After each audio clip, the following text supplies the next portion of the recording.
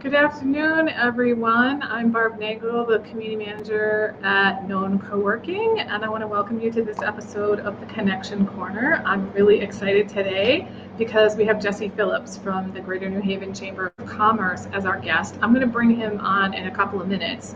But before I do that, I do want to share a little bit about Known Co-working in general. So if you're not familiar with us, Known is a dynamic co-working community to connect entrepreneurs across their fields of expertise, endeavors, and experiences. I'm actually broadcasting right now, and ironically, Jesse is here too. He's just on a different floor and in one of we used to call them phone booths, now we call them Zoom rooms. And so we started as a co-working space in downtown New Haven, and we're still the only co-working space in downtown, but we moved our community online to the virtual world when the pandemic hit. And as a result, we have these virtual programs. I'll tell you more about those in a moment. But as a reminder, Known Co-working Space has hourly, daily, and monthly plans for dedicated desks and office spaces, as well as conference rooms and Zoom rooms available for rent. And if you'd like to know more about the space, feel free to send an email. I can be reached at barb@knowncoworking.com. You can also check us out on our website, which is nhvknown.com, and follow us on Instagram or Facebook at Known Co-working, and you can DM there.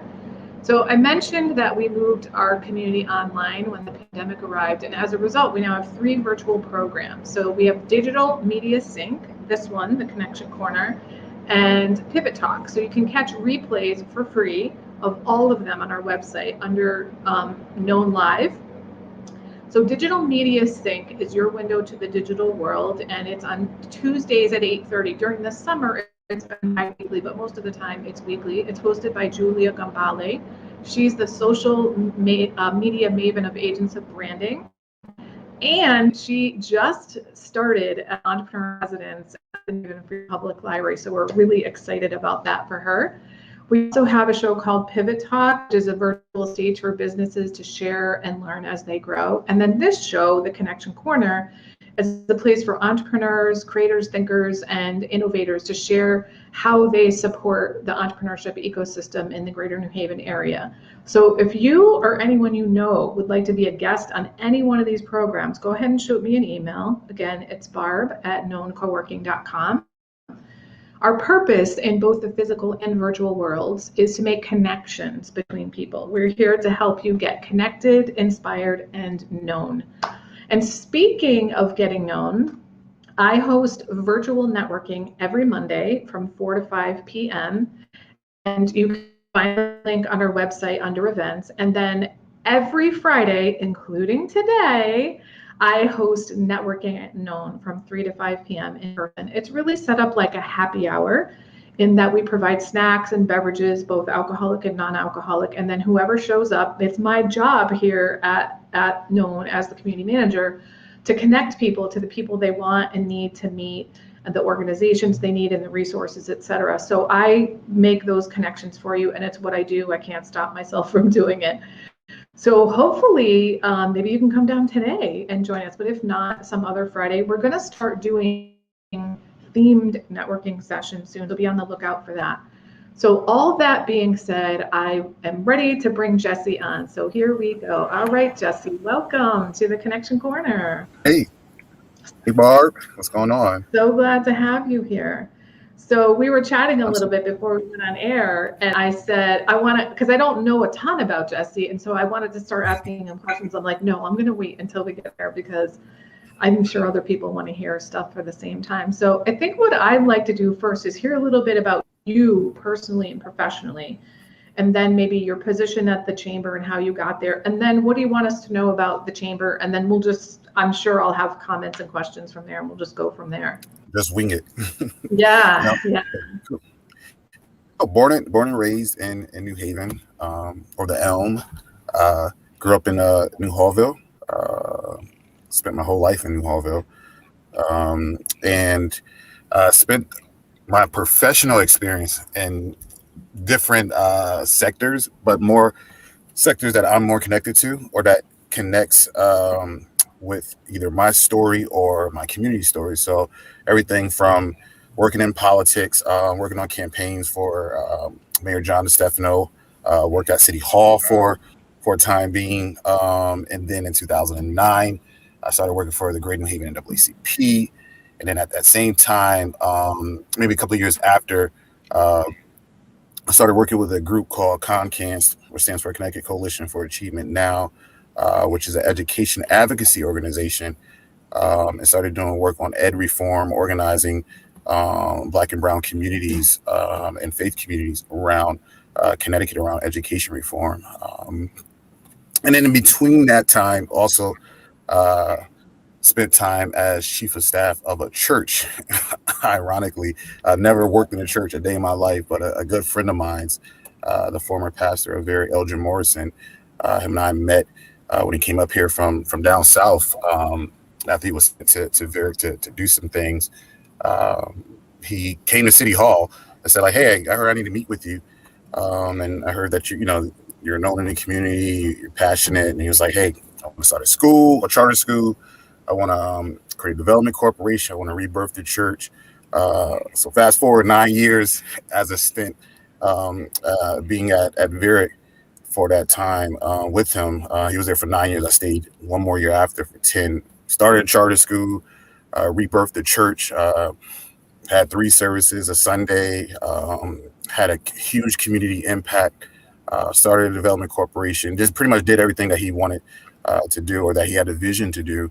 And then after that, I got hired to run former Mayor Tony Harp's campaign in 2017. And then after that, worked for an organization, consulted for an organization called Faith Acts for Education, Faith Acts, which is an education advocacy organization headquartered in Bridgeport, but is now statewide.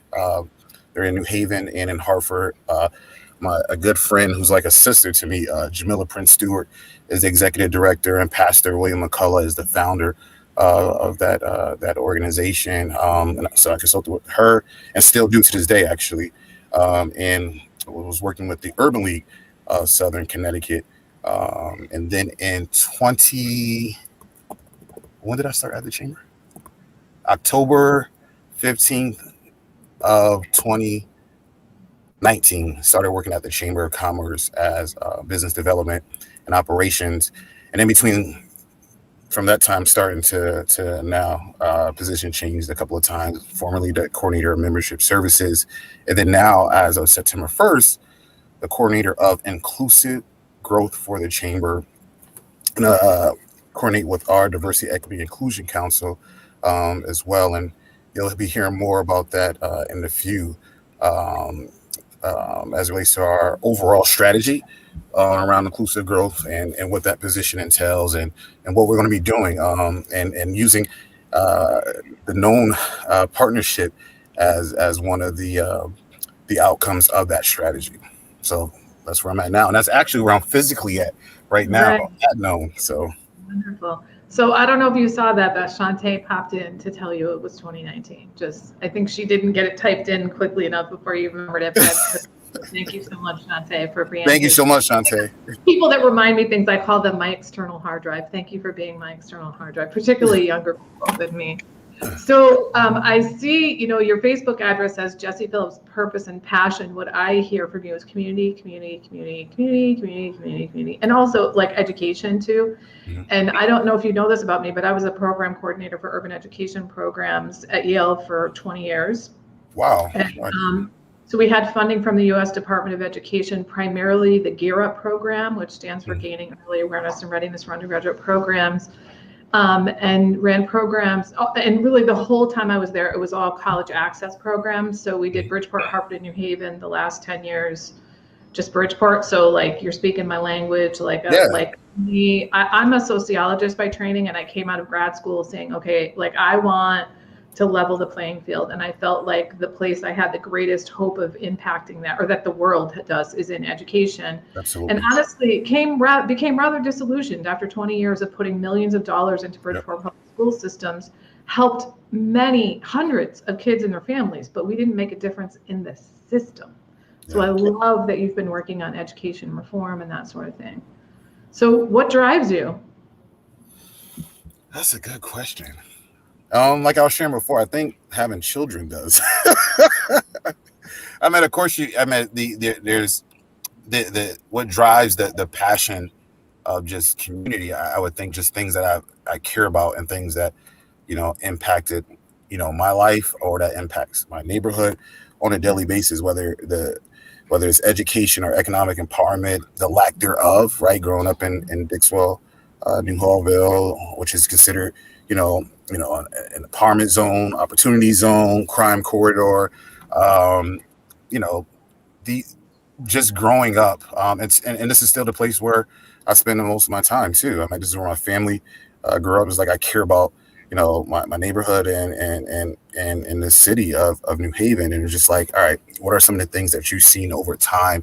And I've always tried to be in position, whether it's working in government, whether it's working on political campaigns or various policymakers, has tried to literally advocate for things that I'm seeing in real time on the ground that you're not Right. seeing on crime stat or comstat, or you're reading or you're watching on the news. It's like I'm literally living the experience that so many folks are impacted by, whether it's education or economic empowerment, or whether it's the pandemic.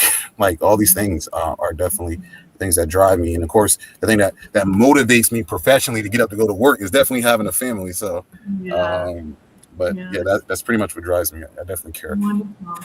So I'm curious, when you decided to take a job at the chamber, what was it about the first position that you had at the chamber? It was member development was your first position? Is It that what it was said? business development and operations was. Business development. Okay. So what was it like? What made you say like, I feel like I'm going to be able to have some good impact here? Like, what was the attraction for you?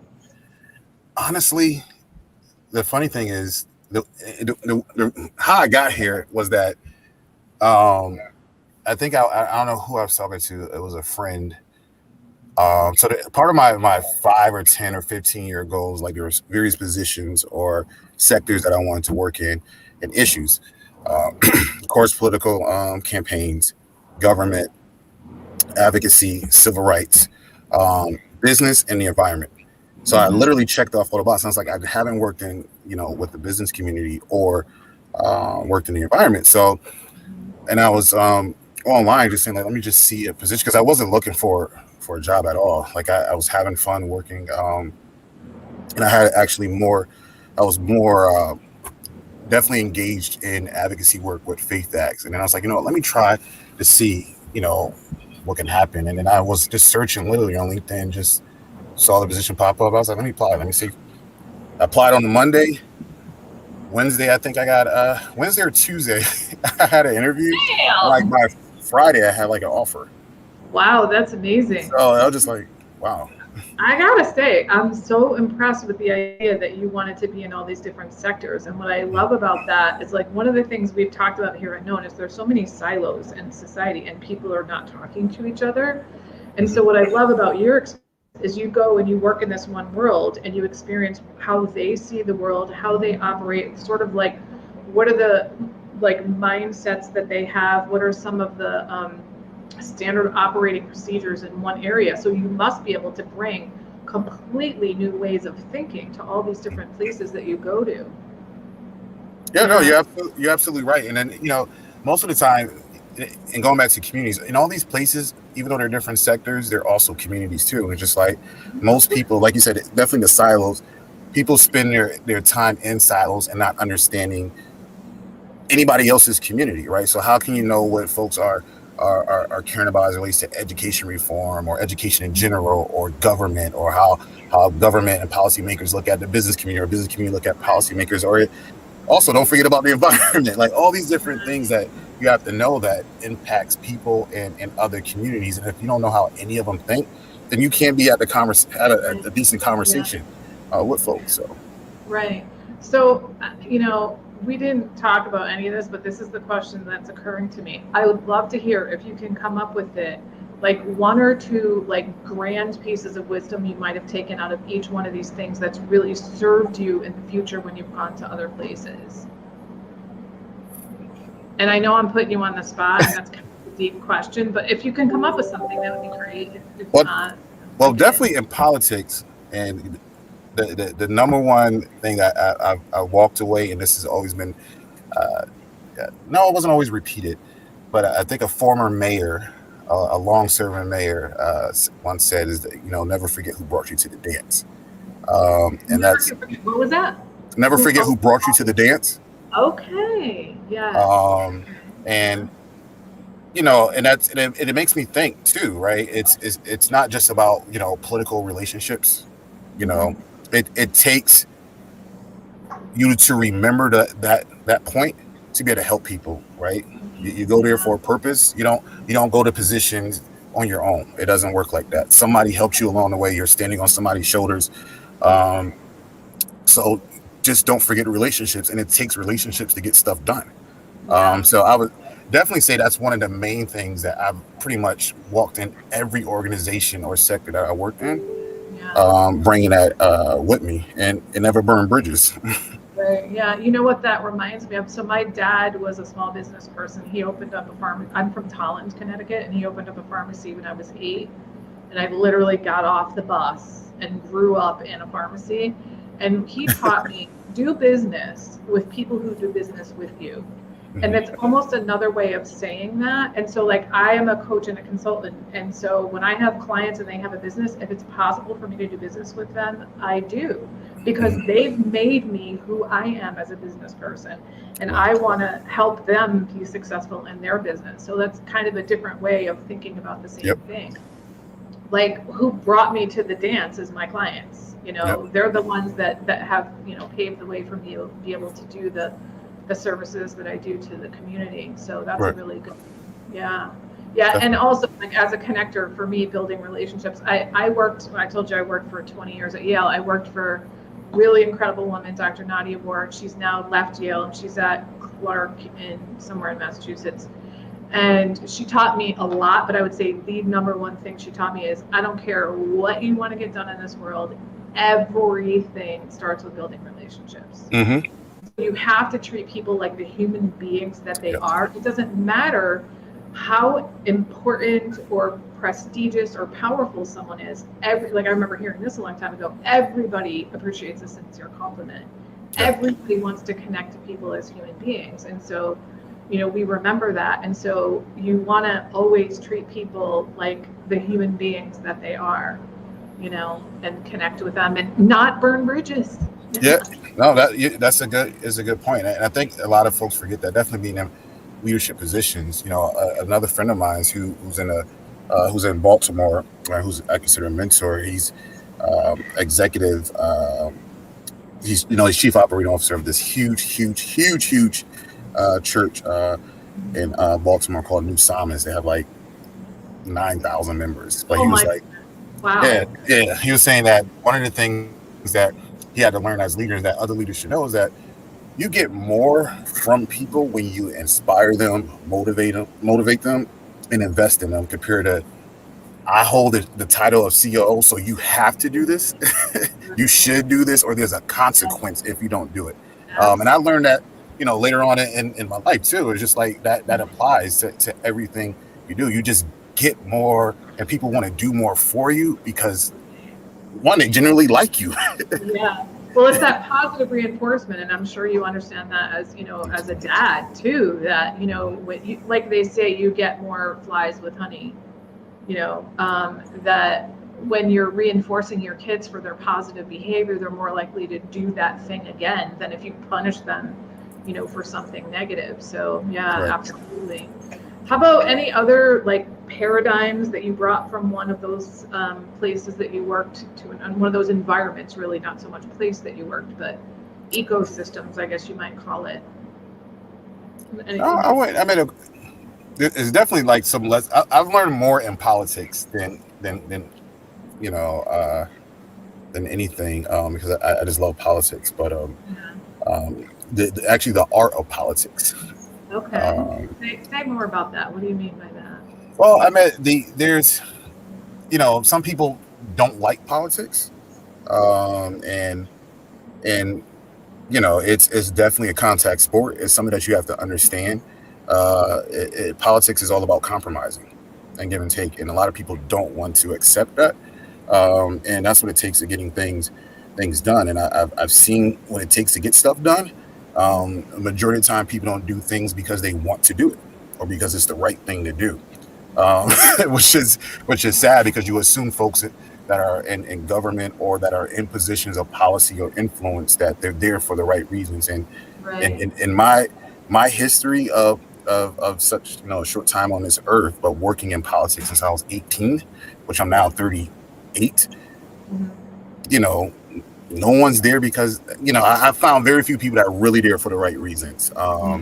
Don't worry, I won't name names, but but no, it just knowing what it takes to navigate to get things done. It's not easy, and there is a level of I would say statescraft or politics that you have to play to either get education reform done or get Right. just the right thing for people. And you don't always get what you want, but you definitely have to be able to accept that it's going to take a lot of compromising, a lot of things that you don't want to do, and sometimes a lot of just right all out political war or fight. Right, that's what it takes, especially when you're fighting for the right reason Right. Yeah. and using power for the right purpose. Yeah, and when you said that, what occurred to me was, so I mentioned I'm a sociologist by training. When I was in Hmm. grad school, I was the first teaching assistant for a course on campus called White Racism, the first time that it was taught. And what was really clear from the course was until white people feel it is economically beneficial to them, they're not going to do anything about ending racism. And there might be individuals here and there, but it ain't happening until they realize it's in their economic interest. And it's really sad that that's the case. And there are good people here and there that are doing things, but until we get more people on board understanding the world is changing and you need to change along with it. Yeah. And unfortunately, that's the way that it is. And I think that's the case in so many realms. Yeah, Uh, and I think you just have to remind people you have more to gain than to lose anything. Most folks feel like you're going to lose something economically, or you're going to lose your identity if you hang out with too many people of color, or even the opposite too. Whether you're somebody of color and you're hanging out with somebody that don't look like you, right? You have more to gain from just being around and doing things that you're not used to doing. And you're right. Most things will change economically and even socially when there is a business case for it of somebody, either making money off of it. Just like I don't believe the environment or folks will take climate change seriously from certain sectors unless there is a economic benefit, a tax Right. benefit for them, or all these things, will start to change. Or people won't give to certain causes unless there is a tax benefit. It's not something that they always want to do. I need to know, is there a benefit? And sometimes you Right. have to just go with that, right? You got to know your audience and you have to accept that. That's just the way the world is. And then there are very few people who are like, I do this because of my experiences. I do this because it's in my DNA, right? I feel compelled to do something because of my life experiences. So that's why I do what I do. Yeah, wonderful. I find myself wondering what you majored in college. Well, I never finished, and that's the problem. What do you mean And that's the and problem? You and obviously literally, need it. I'm getting texts as we're speaking. Folks just like, I wish you would hurry up and finish school so you could do this or do that, and it's just like literally as we're speaking, and Yeah. it's weird. So, but yeah, I never finished. Okay. Well, what were you studying when you were there? Of course, the regular political science that I was everybody. going to say poli sci. I knew you Poli were going sci to is say always. that, Yeah. but I want to check in. But yeah, I was a minor in business. So Uh-huh. And yeah, so I do never. you really feel like you need and want to go back or? Oh, I absolutely do. I Oh, absolutely do. And every time I start, I end up stopping. And I've never said, you know what, let me be selfish and just focus on and just knock it out, which kind of sucks. But I'm more compelled now as I'm going into 2022 of like, all right, let me pick this back up, brush it off, and go knock it out so I can yeah. really start doing what I want to do. Well, I am significantly older than you, but I was 31 when I got my bachelor's degree. And I grew up in a family I was told college, college, college, college, college, college, college, college, college. And then when it came to, I went because my parents told me to go. And then I dropped out the second semester. And then after a few years of working in retail and a warehouse and stuff, I was like, maybe there is something to this education thing that my parents told me about. And then it turned out that I had this thirst for knowledge that I did not know that I had until I got into school. And then when I went to grad school, I didn't have any idea what I was getting myself into. I had Mhm. no idea that it's completely different than undergraduate.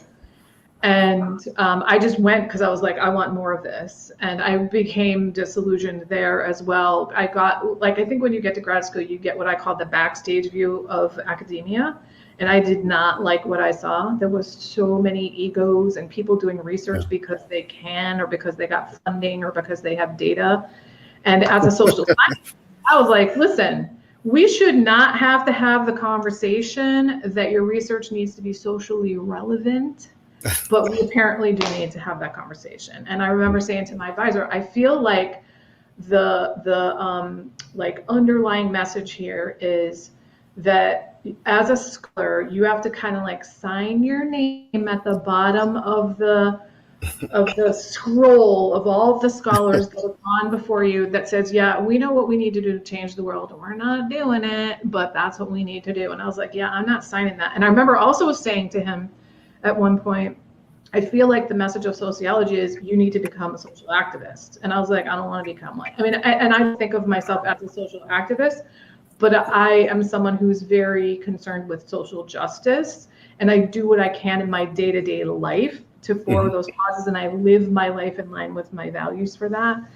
But I, really got very disillusioned from that. I loved like the rigor and the knowledge of academia, but there's a lot of, for me, a lot of distasteful stuff that happened there, So, and now after all my years of working in education, I feel like especially the K-12 system is so broken. It's just so broken, and it really has so much to do, honestly, like to me, with racism, because with the way like housing is and the tax bases and the systems and all that kind of stuff. I also have always believed that entrepreneurship holds great hope for leveling the playing field, but we don't have a system for entrepreneurship the way we do for education. And what I'm really excited about now, working here at Known, we're involved with the various entrepreneurship serving organizations in the city. And the Community Foundation has this NHE3, the New Haven Equitable Entrepreneurship Ecosystem, going on. And we're trying to really create a pipeline so that there is a system for entrepreneurship. So maybe we could kind of shift to talking about that now, and like your new role at the chamber, and like what's the charge for your So I thought we was gonna position? talk about education. You had my leg over here shaking. I was like, oh man, I miss talking about We can education do that. policy. We can do that. We can put pause on the entrepreneurship conversation. I would like to go there. Like, have at it. Whatever you No, want. no, no. I'm just no. I mean, I totally agree with you as well. You say K to 12 education. Definitely in this country. And you and I both won't go into it. We all know the achievement gap. We all know the numbers. We know Connecticut has one of the highest achievement gap, in the nation. And I think sometimes we expect to see different things in our cities, which is the direct correlation between the achievement gap. And I think, the pandemic, there was so much a good part of the pandemic as it relates to education, definitely in my household. I mean, it showed me, like, and I'm sure it showed a whole lot of parents like firsthand how change is sometimes is good for some kids, right? It shows some kids, like, the oldest, my oldest, Lisa, I mean, she's a straight A, right? She didn't skip a beat. But the youngest, Jael, right? The more she was home and felt comfortable and using the right, she embraced it, and her grades went up, right? So, it's kind of thinking like, all right, there have to be some disruption in some of the normal things that we think are normal, right? For people to either learn or people to gain, start a business. Like, we keep doing it the same thing for decades, and then think you're gonna get a different result, or just, hey, if you want to see innovation happen or you want to see growth happen, you have to disrupt some things that cause us to get out of our comfort zone, but to challenge us to say, like, all right, if K through 12 education is not working and most people learn all different ways, then you have to embrace that. School can no longer be that, you Yeah. clock in at 7:30 and then you out by 2:30 and then go from grade to grade. Like, no, everybody have to have individual learning plans. The teacher have to have, the flexibility to be able to teach. But the biggest thing is that our K through 12 education have to have, I think, different interests for different children, right? Not Right. what the parent want, but it's what Yeah. that child needs or want, or what is the interest. If that you recognize that child might like music or entrepreneurship, of course, there's some foundations that you definitely got to make sure they have, but you mix that in with their interests, right? If everything now is video games and YouTube, figure Yeah. out a way of teaching math through that, right? But it's like you have to embrace Yeah. entrepreneurship, social Yeah. justice, the sustainability, all these different things. They can't be no more the 7:30 to the 2:30 Yeah. basic subjects, and then that's it. And then it's like, well, I Yeah. expect you all to learn the way folks learned 50 and Right. 60 years or 70 years ago. Right. It And doesn't also work. the majority of people, like, I hate that we call it learning disabilities. They're not disabilities, they're different. Everybody has the ability to learn. Some people learned better in this way and that way. So the fact Right. that we call people learning disabled just really bugs me. But what you just said made me think of, I taught as an adjunct at Quinnipiac for 11 years, and every semester I had on the top of my syllabus, education is not the filling of an empty bucket, it is the ignition of a fire. So what I want to do is spark in you something of interest that you're like, I want to learn more.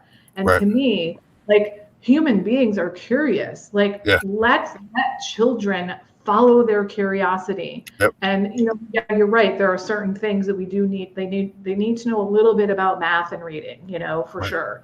But Absolutely. if they really care about video games, then like have them learn how to make a video game from the ground up. Absolutely. Yep. You know what I mean? Just take that interest that they have and let them create their own path. I remember I've always loved math, and I remember my whole life, every math class, kids going, why do I need to learn this? Why? And I was like, okay, here's 15 reasons why. And the teachers were never saying, here's 15 reasons why you need to know math. You know what I mean? And so they were just like, just do it. Like that's not, and another quote I remember hearing was, have you really been teaching for 30 years or have you been teaching 30 years, 1 year, 30 times? And I feel like that happens a lot in education. Especially when teachers get so burnt out because they're burdened with so much in the school system that just schools were not created to do. So like, obviously I could go off. Right.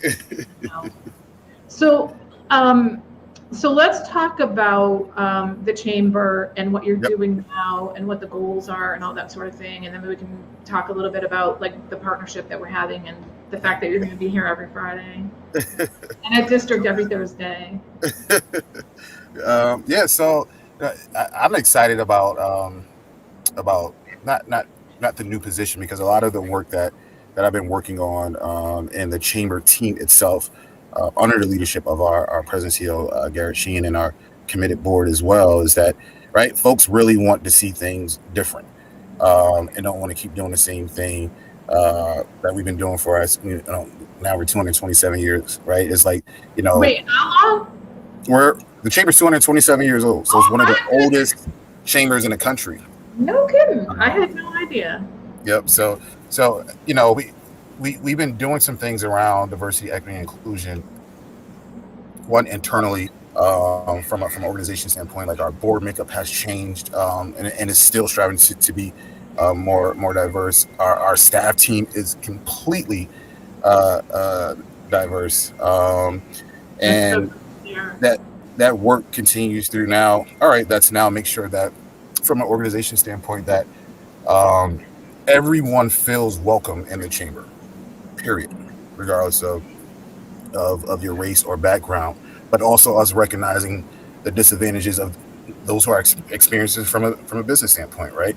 There's a reason why we had a small percentage of our membership that was either African American or Hispanic, right?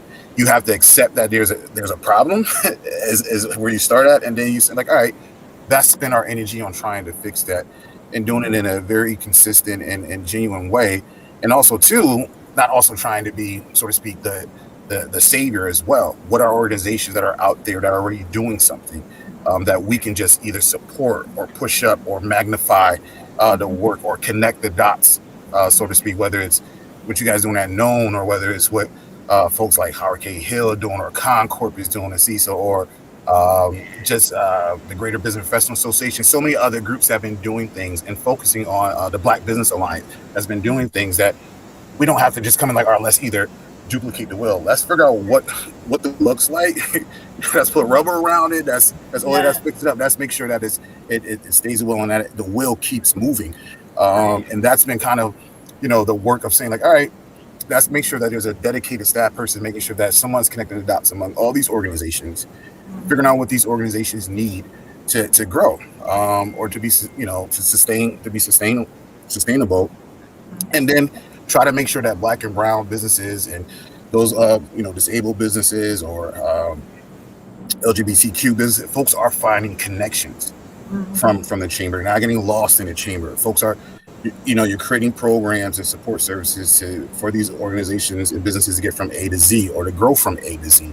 And the good thing is that, this position gets to do all that, right? So whether it's me spending time here at Nome and working with the Nomepreneur program, or getting ready to work with Concord with their CECL program, which is going to be another cohort of Black and brown businesses that that's going to be graduating from their program, or whether we're at the district working with all types of businesses as well. It's us being more nimble, us being out there on the street with businesses, where clusters and ecosystems are at of innovation, us being there as a chamber, us listening, us learning, and then saying like, all right, here's what they need. And a lot of it is really just connecting the dots and supporting what they already have on the ground, and then coming up with relevant programs for them to grow. Okay, fantastic. So why would somebody want to join the chamber? My reason or the chamber's reason? Oh, let's hear both. I think my reason, and since being on board, going back to my earlier point, it's good to be inside rather than outside, right? And a lot of things that I've noticed that from a chamber standpoint, we are constantly trying to ask ourselves that question. Don't just ask that question one time. And it's not just for Black and brown businesses as well, just for businesses in general. Why should you be a member of the chamber? And I've seen just not me just being a connector in general and loving community, right? I naturally get it, right? I love talking to people. I love networking. But if you're a business trying to, get to A to Z, you have a organization with several hundreds of members that can impact your business. Whether it's a senior vice president of this, or a president of that, or a decision maker of this, or someone that can help you with marketing, branding, there's someone there and a cluster of them to help you, your business and your organization. So by you being on the outside, it's like, I don't think it's for me, right? It's just like a gym membership. Yeah. It's good for you to be healthy, but it's up to you to want to use your membership on a consistent basis, not go to the gym when you feel like it or be healthy when you feel like it. And you're going to get out what you put in. And I think that's always a case that we just always need to ask ourselves, why should? And if we keep asking ourselves, I think we're maintaining our being relevant, but also too, that we just won't be stagnant. And then also we're constantly trying to make sure that what folks are feeling and seeing, that's figure out why they should be here, right? Let's make sure whether it's Black or brown, it's like, all right, we don't have a connection, right? We feel like, the chamber doesn't advocate. All right, so let's start doing these things, right? What are we not advocating for? What are we not doing to address the needs of this community, right? And that's something that we talk about in our staff meetings every Monday. That's something that we talk about when it comes to our events, and we're intentional now too. Not saying that we weren't before, but someone like our vice president of marketing events, like Tamika, right? Her team constantly looks at, right, when we posting pictures, right? You want to show diversity. You want to be intentional about showing diversity, right? Because I get comments all the time. I post a picture, like, I noticed it was 80 white people out of, and 2 Blacks, right? And one, one woman. You just got to be mindful that there are people watching us. There are people looking at every little thing. So we got to constantly be making sure that we're addressing these things and we're paying attention to these things. Yeah, agreed. So for people who do not know what the benefits besides making connections are of being a member of the chamber, like what are some other, like, or maybe not what are the benefits, like what happens when you join the chamber? Like what do you experience as a member of the chamber? Well, now in a virtual world, what you experience at the chamber, I mean, our process is very simple. I mean, it's folks, you join in, you're getting active, your membership is being activated. You're part. You get an email, a welcome email from us, and our staff team, business development team, get you plugged into Discover the Chamber, which happens every third Friday of the month, to where you can figure out what's under the hood, like what goes on at the chamber. How do I what can I get involved in? What does each staff person does as it relates to my business? And we go over everything from how do we promote you as a business? How do we welcome you as a business? How there's leads groups and councils for you to get involved in. And we explain all these things, our legislative goals as an organization. Everything that you need to know as a member definitely happens during that Discover the Chamber. And then our business development team, folks sit down with you and go through the same thing as well. And then somebody like myself, the inclusive growth coordinator, does that, goes, a little bit extra with that as it relates to Black and brown business owners and LGBTQ, like sitting down with folks. This is what we can do for you. But it's not just us saying what we can do. Tell us what you need so we can know how to either connect you with the right leads group, council, or you might not want to be part of none of that. It's like, I just need help. Then we can connect you with the services once we know, what services you may need, or who you need to be connected to, or who you need to partner with. Yeah, fantastic. So the chamber serves as a connector.